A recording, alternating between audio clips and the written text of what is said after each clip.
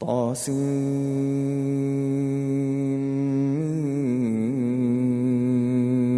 تلك آيات الكتاب المبين.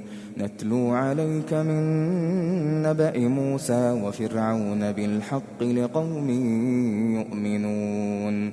إن فرعون علا في الأرض وجعل أهلها شيعا يستضعف طائفة منهم يذبح أبناءهم ويستحيي نساءهم إنه كان من المفسدين. ونريد أن نمن على الذين استضعفوا في الأرض ونجعلهم أئمة ونجعلهم الوارثين. ونمكن لهم في الأرض ونري فرعون وهامان وجنودهما منهم ما كانوا يحذرون. وأوحينا إلى أم موسى أن أرضعيه فإذا خفت عليه فألقيه في اليم ولا تخافي ولا تحزني إنا رادوه إليك وجاعلوه من المرسلين. فالتقطه آل فرعون ليكون لهم عدوا وحزنا إن فرعون وهامان وجنودهما كانوا خاطئين. وقالت امرأة فرعون قرة عين لي ولك لا تقتلوه عسى أن ينفعنا أو نتخذه ولدا وهم لا يشعرون. وأصبح فؤاد أم موسى فارغا إن كادت لتبدي به لولا أن ربطنا على قلبها لتكون من المؤمنين. وقالت لأخته قصيه فبصرت به عن جنب وهم لا يشعرون. وحرمنا عليه المراضع من قبل فقالت هل أدلكم على أهل بيت يكفلونه لكم وهم له ناصحون. فرددناه إلى أمه كي تقر عينها ولا تحزن ولتعلم أن وعد الله حق ولكن أكثرهم لا يعلمون. ولما بلغ أشده واستوى آتيناه حكما وعلما وكذلك نجزي المحسنين. ودخل المدينة على حين غفلة من أهلها فوجد فيها رجلين يقتتلان هذا من شيعته وهذا من عدوه فاستغاثه الذي من شيعته على الذي من عدوه فوكزه موسى فقضى عليه. قال هذا من عمل الشيطان إنه عدو مضل مبين. قال رب إني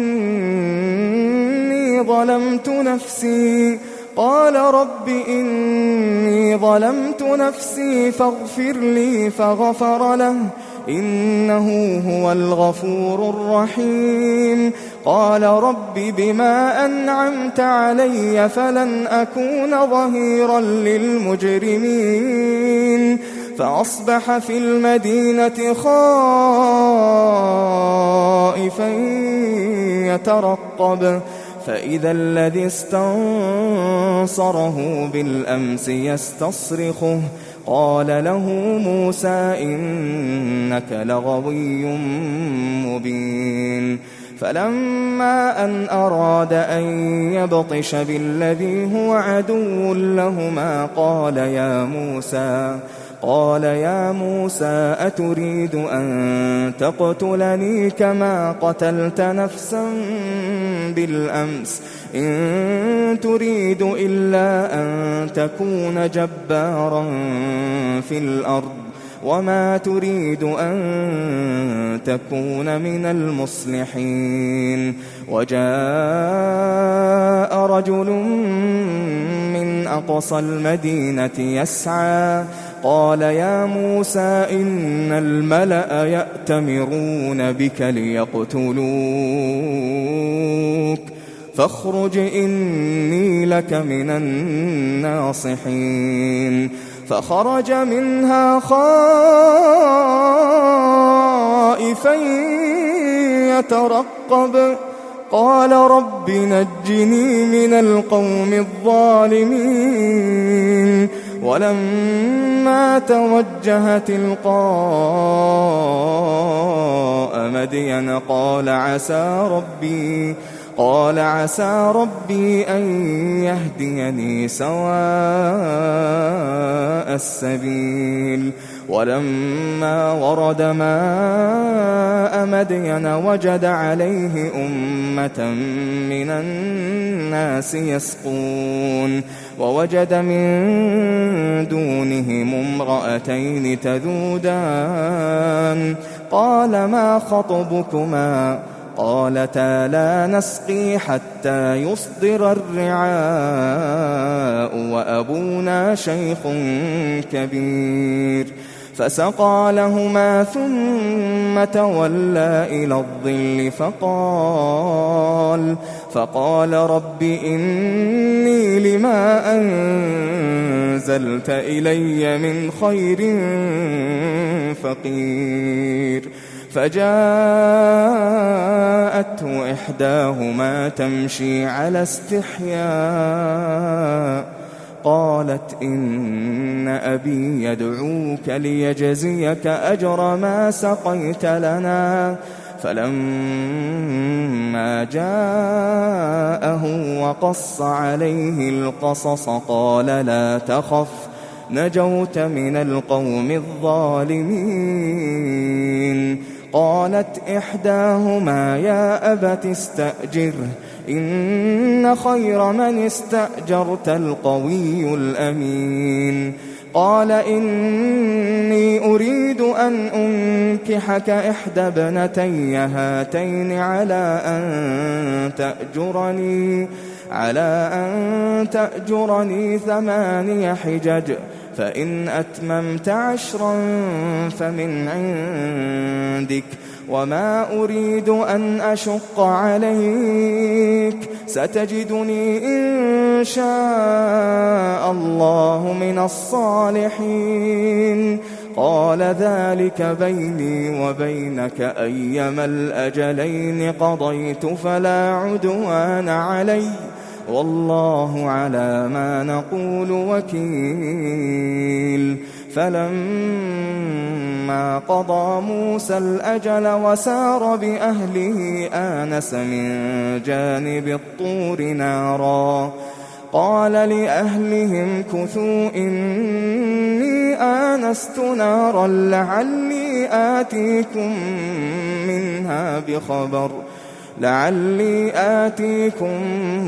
منها بخبر أو جذوة من النار لعلكم تصطلون. فلما أتاها نودي من شاطئ الوادي الأيمن في البقعة المباركة من الشجرة أن يا موسى إني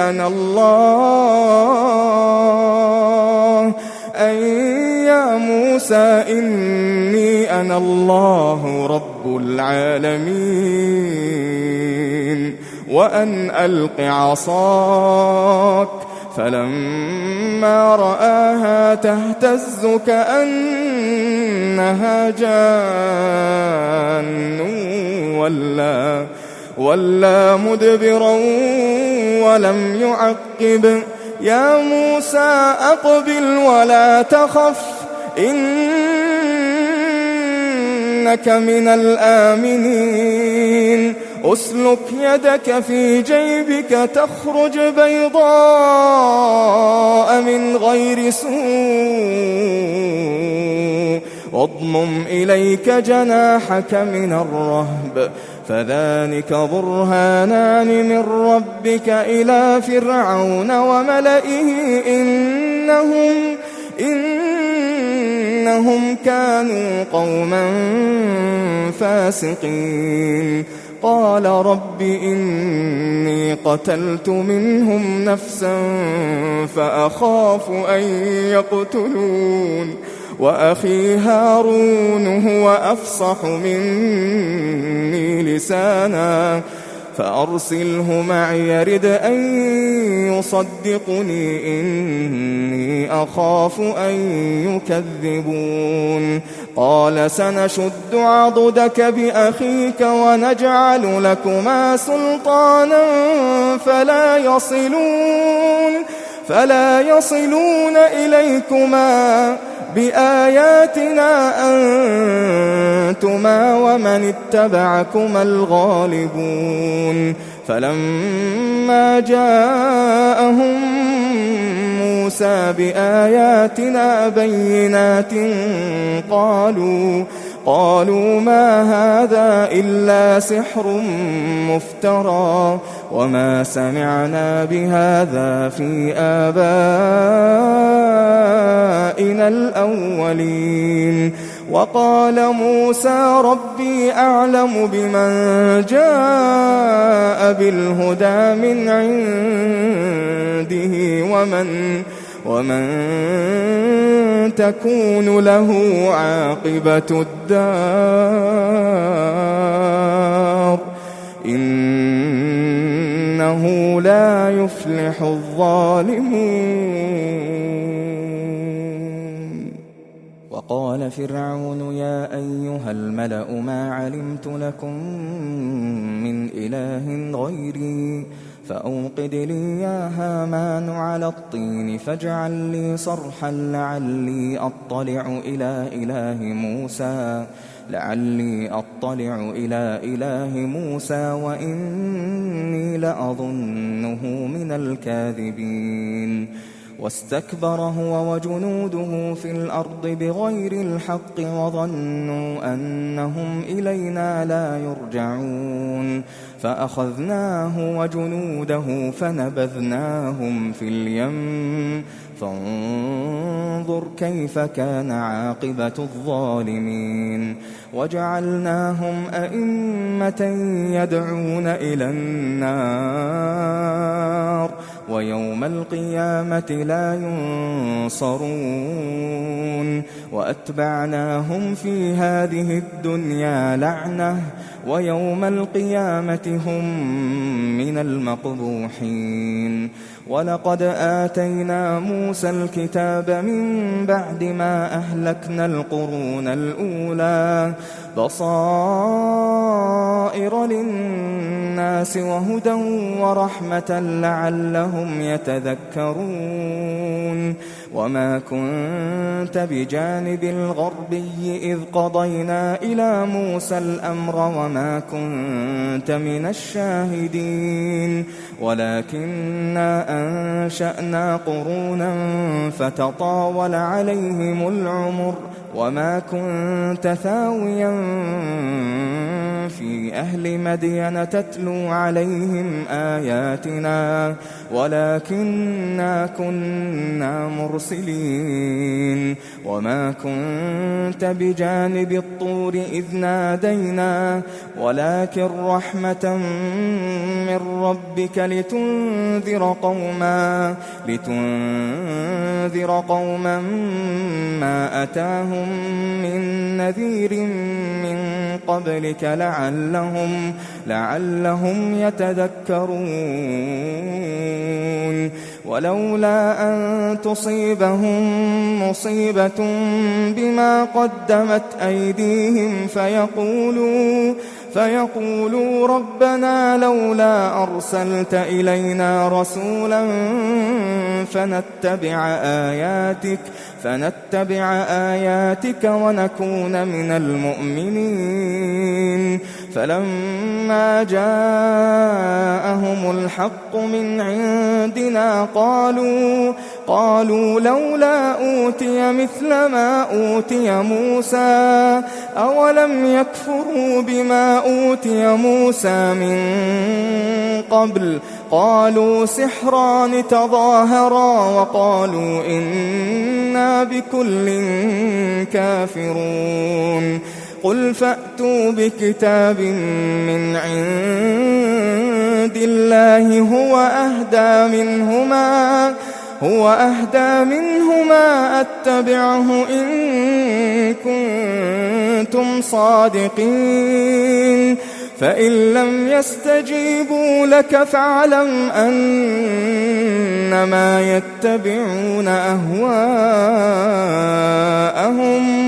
ومن أضل ممن اتبع هواه بغير هدى من الله إن الله لا يهدي القوم الظالمين.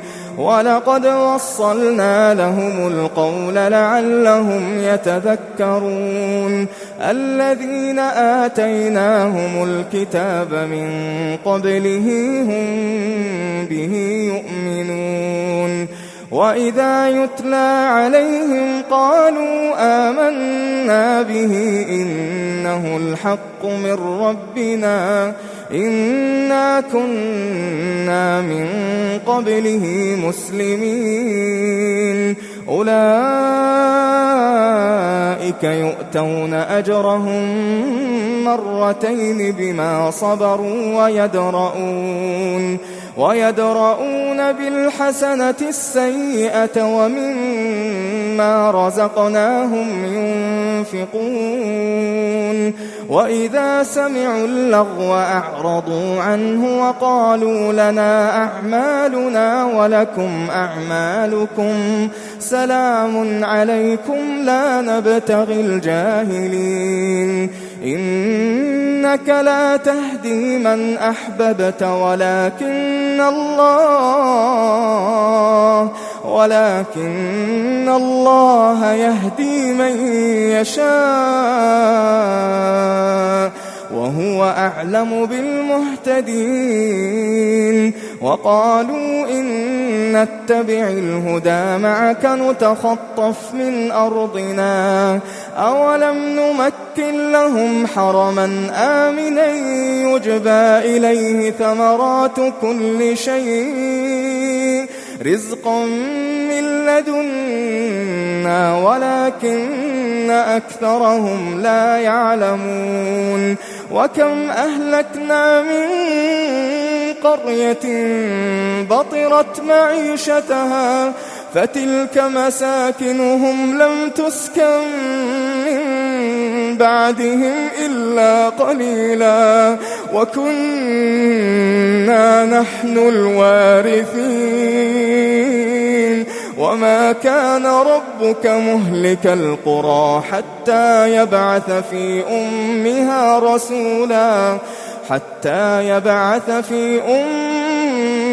رسولا يتلو عليهم آياتنا وما كنا مهلك القرى إلا وأهلها ظالمون. وما أوتيتم من شيء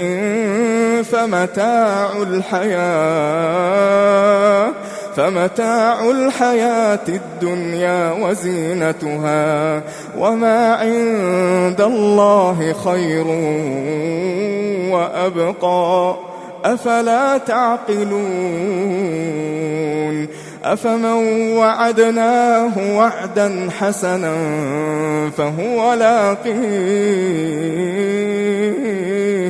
فهو لاقيه كمن متعناه متاع الحياة الدنيا ثم هو يوم القيامة من المحضرين.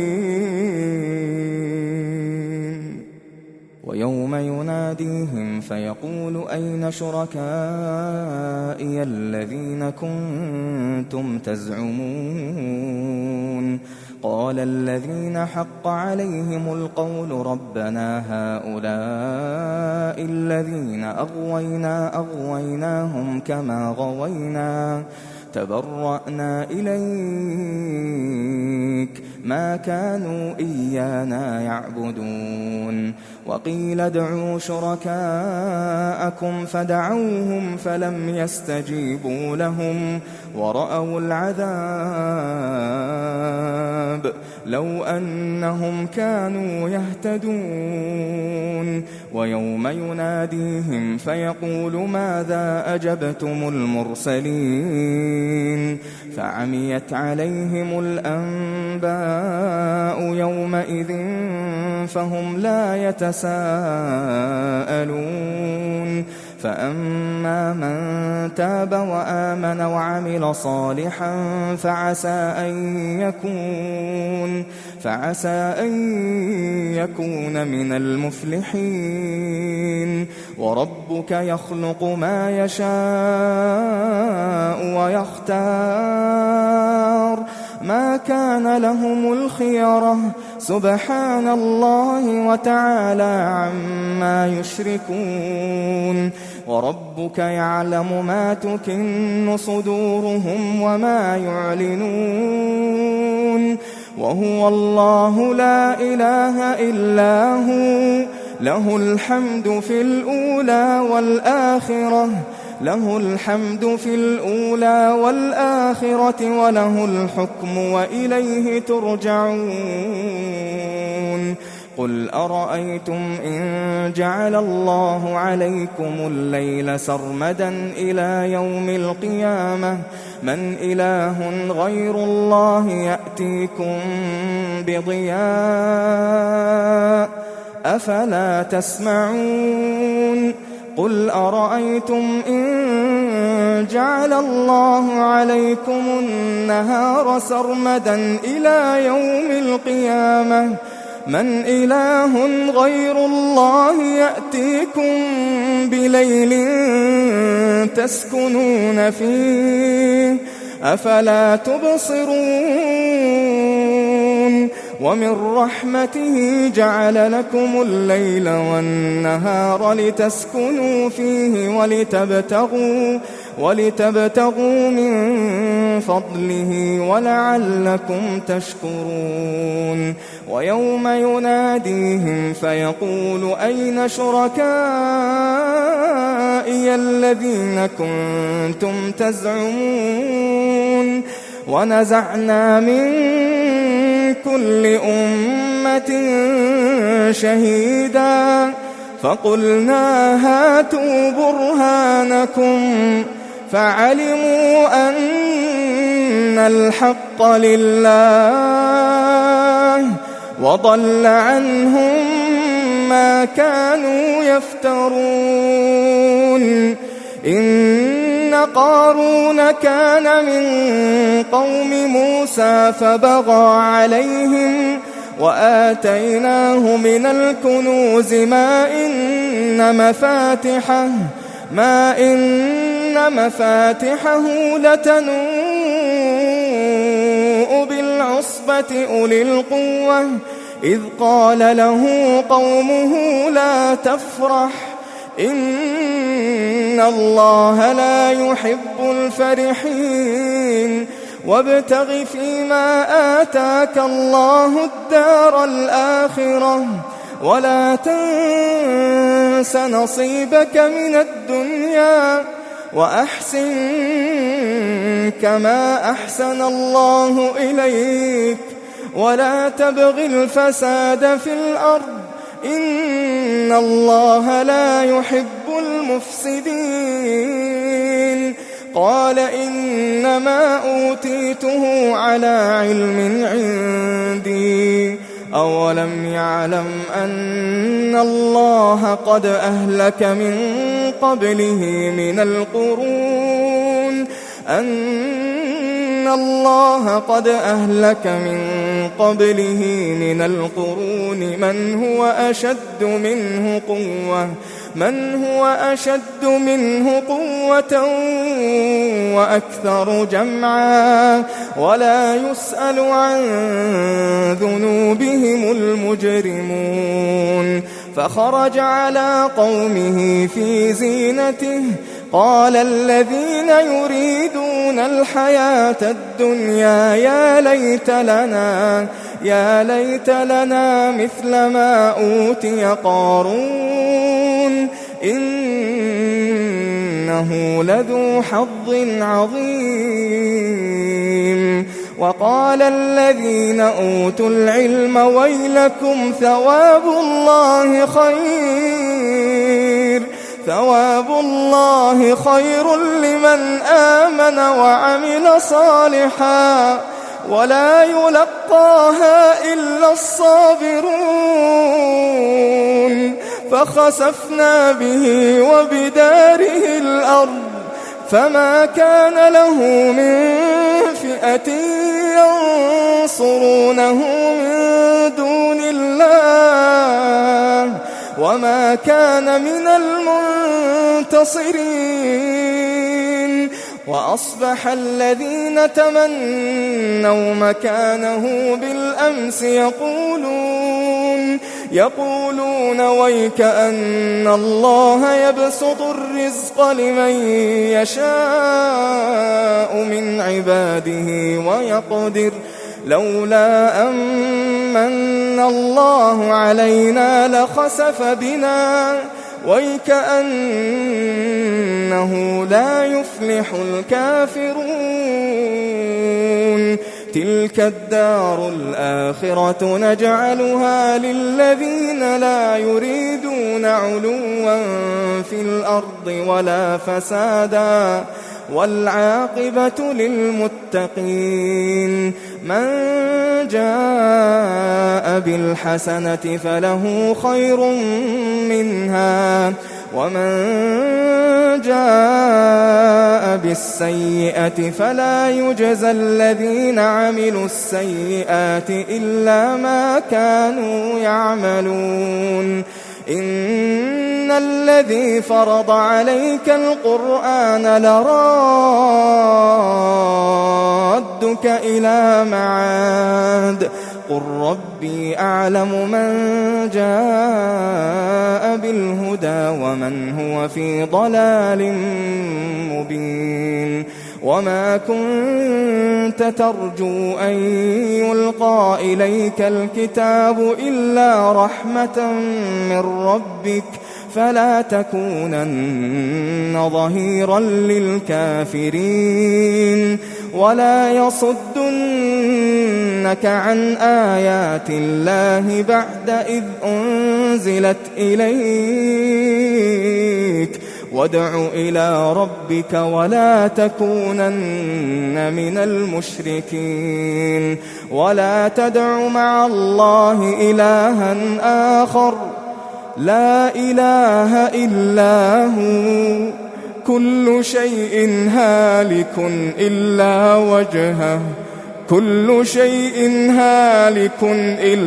وجهه له الحكم وإليه ترجعون.